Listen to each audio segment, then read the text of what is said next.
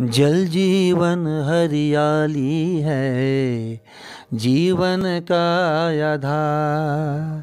पौधे खूब लगाएं, कर दे हम उपकार। में लिखा था, शुरू हुआ अभियान है, लेना नहीं दहेज। वक्त का पैगाम है, हो इससे परहेज। सुधर जाएगी दशा, नशा छोड़ दीजिए। मुनासिब नहीं है कि घर तोड़ दीजिए। देखो लौट आई है खुशियाँ परिवार में।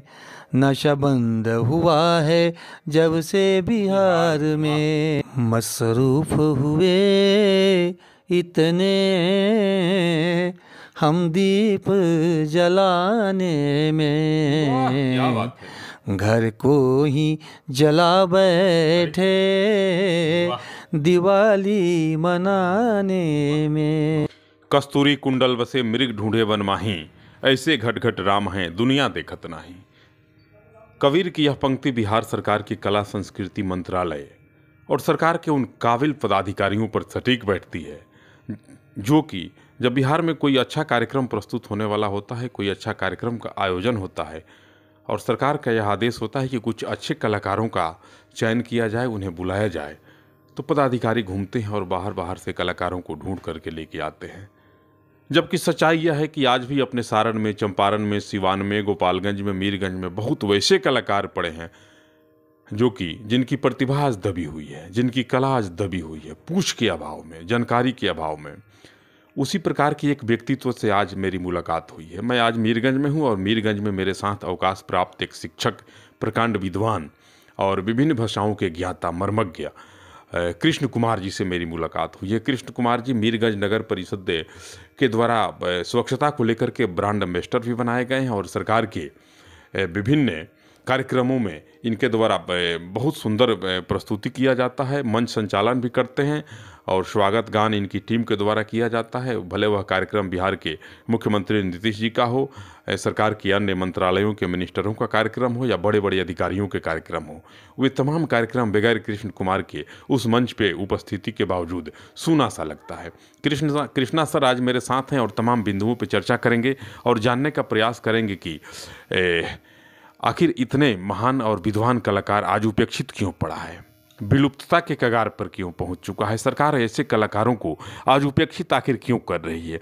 सर में एक बड़ी खूबी यह भी है कि सर अवकाश प्राप्ति के बाद भी विभिन्न विद्यालयों में जाते हैं और सुबह से शाम तक बच्चों को निःशुल्क शिक्षा देते हैं, संगीत की शिक्षा देते हैं, विभिन्न भाषाओं की शिक्षा देते हैं और सुबह से शाम तक विभिन्न विद्यालयों में जाते रहते हैं। सच्चाई यह है कि सर को विभिन्न विद्यालयों के प्रबंधन के द्वारा लगातार बुलाया जाता है कि कृष्णा जी आज मेरे विद्यालय में आए और कल मेरे विद्यालय में आए। सच्चाई यह है कि सर तमाम विद्यालयों में जाते हैं, किसी विद्यालय से एक पैसे की धनराशि नहीं लेते हैं और निःशुल्क शिक्षा देते हैं। कृष्णा सर मेरे साथ हैं और जानने प्रयास करते हैं इनके जीवन के बारे में। बहुत बहुत स्वागत है सर आपका। नमस्कार भी है। नमस्कार नमस्कार।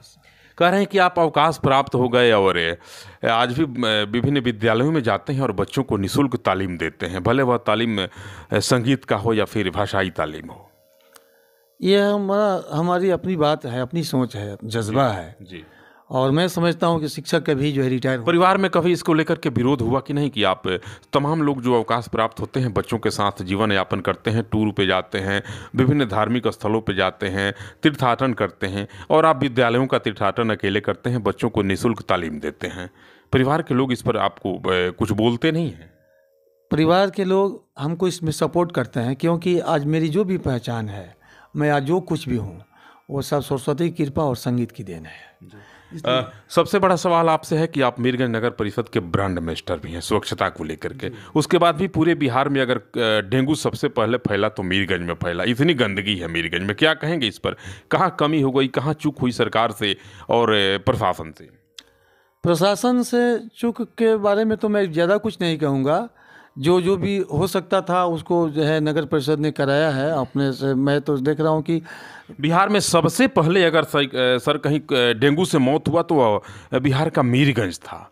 क्या कहेंगे मीरगंज में? हमको लगता है कि दर्जनों से ज़्यादा लोगों की अब तक मौत हो चुकी है। देखिए एक इत्तेफाक है, लेकिन जो कुछ भी कारण है उसमें प्रशासन के बारे में तो मैं कुछ नहीं कहूँगा, लेकिन नागरिकों की जो अपनी जिम्मेवारियाँ बनती है, गंदगी को ठीक से नहीं फेंकना या बचाव नहीं रखना या पानी को जो है जन जागरूकता नहीं हो पा। जन जागरूकता अकेले सरकार या प्रशासन कैसे काम कर सकती। दूसरा बड़ा सवाल है आपसे कि आप बहुत अच्छे गीत गाते भी हैं, गीत लिखते भी हैं जी। वाद्य यंत्रों को भी बहुत बेहतर ढंग से आप प्ले कर लेते हैं। कहाँ कहाँ अब तक आप कार्यक्रम करने के लिए गए और किन किन बड़े राज्यों में गए? कहाँ कहाँ आपको बड़े लोगों से सम्मान प्राप्त हुआ? क्योंकि मैं जब आपके घर में आया तो देखा कि दीवारों पर चारों तरफ प्रशस्ति पत्रों की लंबी फहरिस्त है, जिसे मैं गिनने में असमर्थ मान रहा हूँ अपने आप को। और विभिन्न अलमारियों में, दराजों पर मैं देख रहा हूँ कि अनेकों मेडल रखे हुए हैं। अभी आपसे बात कर रहा था थोड़ी देर पहले, तो आप बताएं कि रखने के जगह के अभाव में मैंने बक्स में कई बक्स बंद करके रखा है। कहाँ से कैसे प्राप्त हो गए तमाम चीज़ आपको? कौन बड़ा व्यक्ति जो आपको सम्मानित किया कला के लिए? देखिए, अरुणाचल प्रदेश में भी मैंने कार्यक्रम किया। 2016 में माननीय मुख्यमंत्री असम के जी, उनके द्वारा भी सम्मान प्राप्त हुआ। 1988 में नेशनल इंटीग्रेशन कैंप का मैं बिहार की तरफ से ग्रुप लीडर था। वहाँ केरला में माननीय राज्यपाल रामदुलाई सिन्हा जी, जो अब नहीं रहीं, उनके द्वारा सम्मान प्राप्त हुआ। फिर तमिलनाडु में भी मैं सम्मानित हुआ। ग्रुप लीडर के तौर पर मैं नालंदा, पूर्णिया, कई जगह जो है। कहाँ तक शिक्षा दीक्षा हुई है आपकी?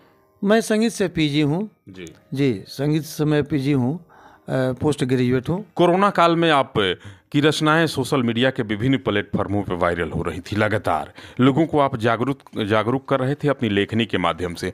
कोरोना काल की कोई रचना हो तो जरा 2-4 पंक्ति सुनाएं आप। हाँ, मैंने बहुत जो जहाँ था वहीं से काम कर रहा था, तो चूंकि घर से बाहर निकलना नहीं था। आप भी लगे थे? हाँ, मैं लगा। जी।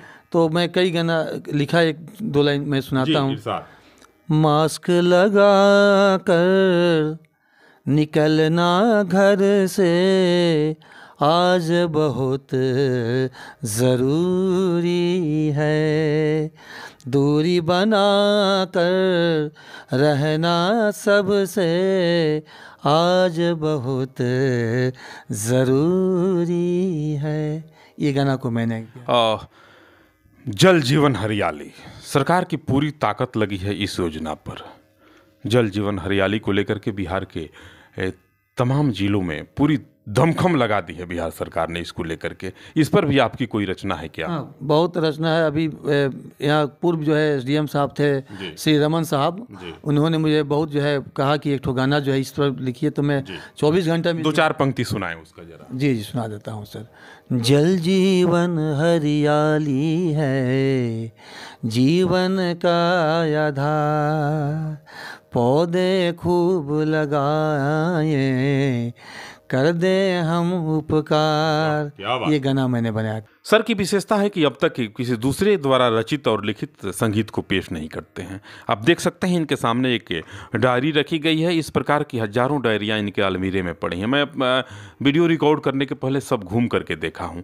अपने से लिखते हैं और अपने लिखित एक एक रचनाओं को आप तमाम लोगों तक पहुंचाने का एक असफल प्रयास करते हैं। बिहार सरकार का यह कला मंत्रालय और बिहार सरकार के वे काबिल पदाधिकारी जो ऐसे कला से परिपूर्ण व्यक्तित्व की पहचान नहीं कर पाए, और सर की इन रचनाओं को सरकार तक और आम लोगों तक पहुंचाने में सरकार पूर्ण रूप से विफल रही।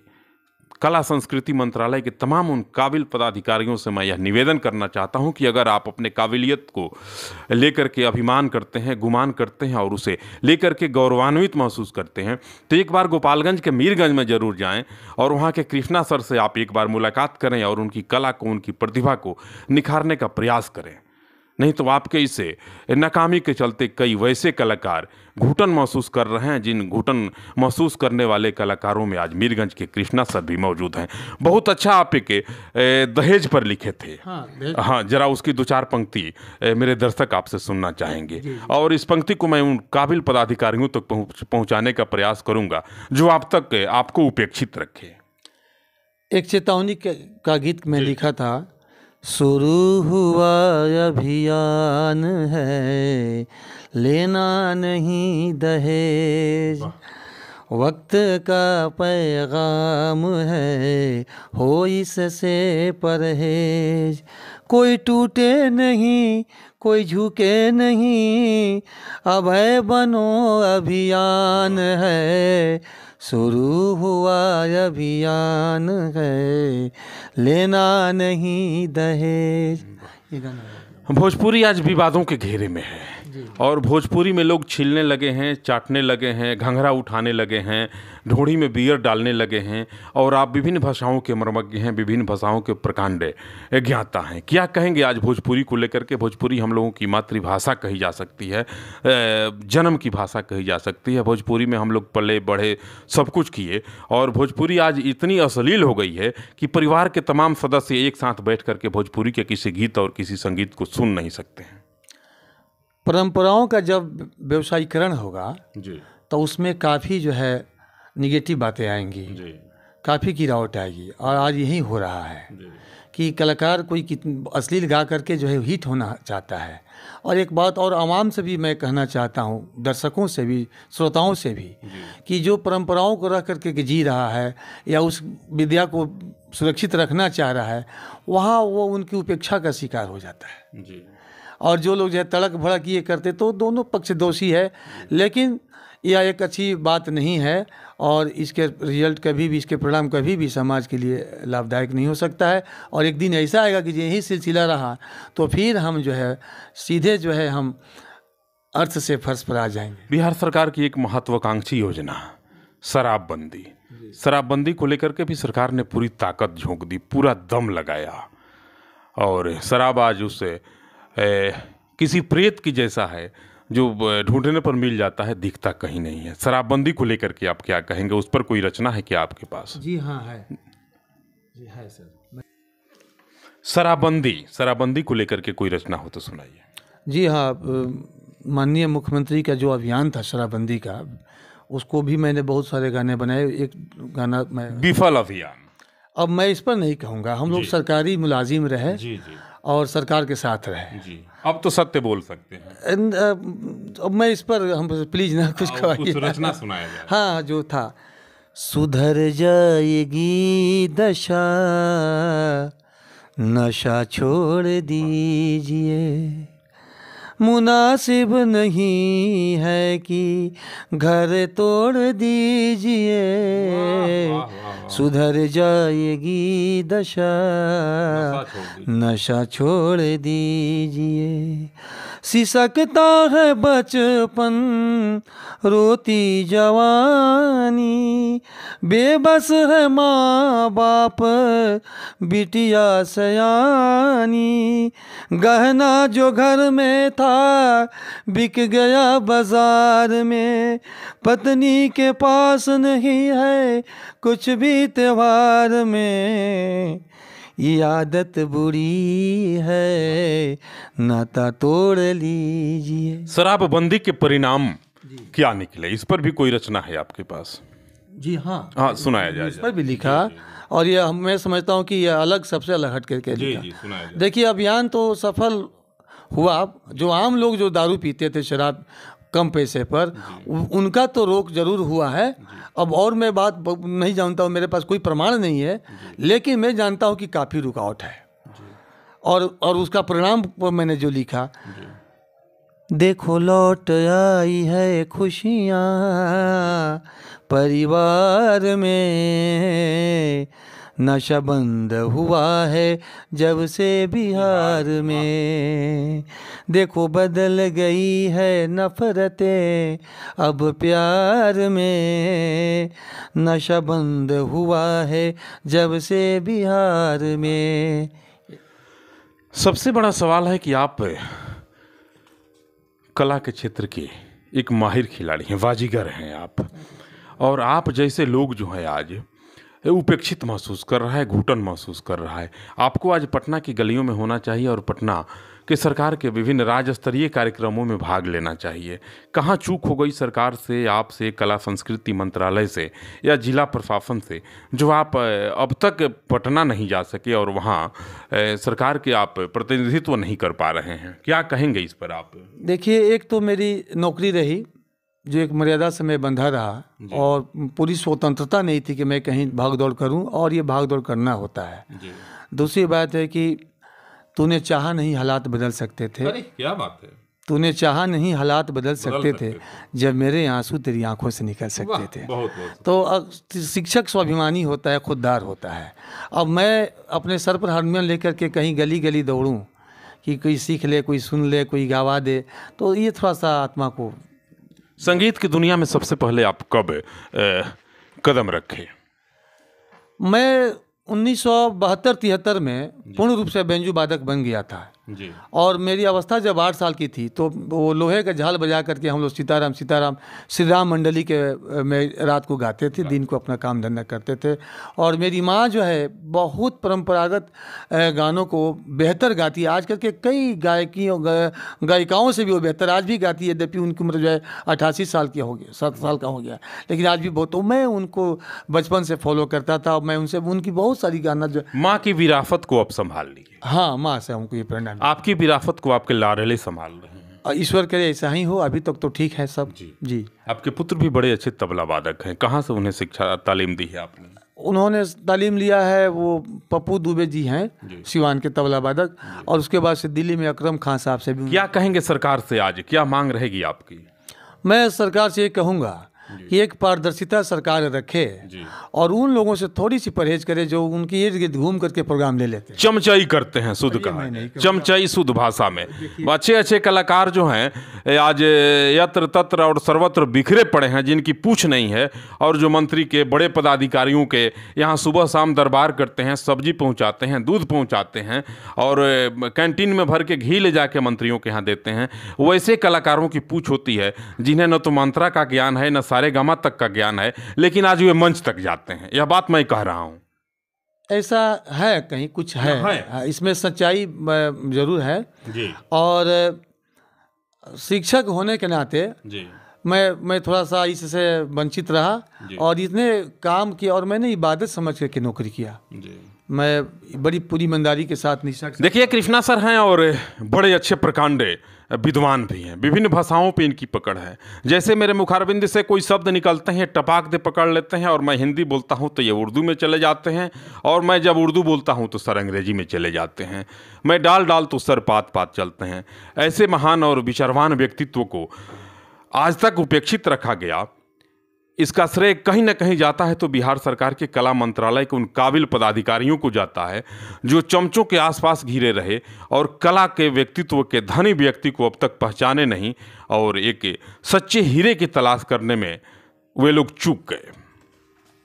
आज भी मैं बिहार सरकार से यह मांग करता हूं कि एक बार गोपालगंज के मीरगंज में अपने किसी प्रतिनिधि को भेज करके और तलाश करवाए, और कृष्णा सर की पूछ होनी चाहिए। कृष्णा सर को आज भी मलाल है इस बात का कि उन्हें सरकार के किसी प्रतिनिधि के द्वारा अब तक पटना के किसी बड़े मंचों पे जाने का मौका नहीं दिया गया। यह मलाल केवल कृष्णा सर का नहीं है, पूरे मीरगंज, पूरे बिहार, गोपालगंज के अलावा पूरे सारण प्रमंडल का है। कृष्णा सर आज भी जब किसी मंच पे जाते हैं तो भीड़ से एक आवाज़ निकलती है कि सर आप उर्दू में गज़ल करें। सर जब उर्दू में गज़ल करके सोचते हैं कि 2-4 शब्द संबोधित करें, तब तक कोई कहता है कि नहीं हिंदी में पढ़िए। हिंदी जब पढ़ लेते हैं तो कोई कहता है कि भोजपुरी में पढ़िए।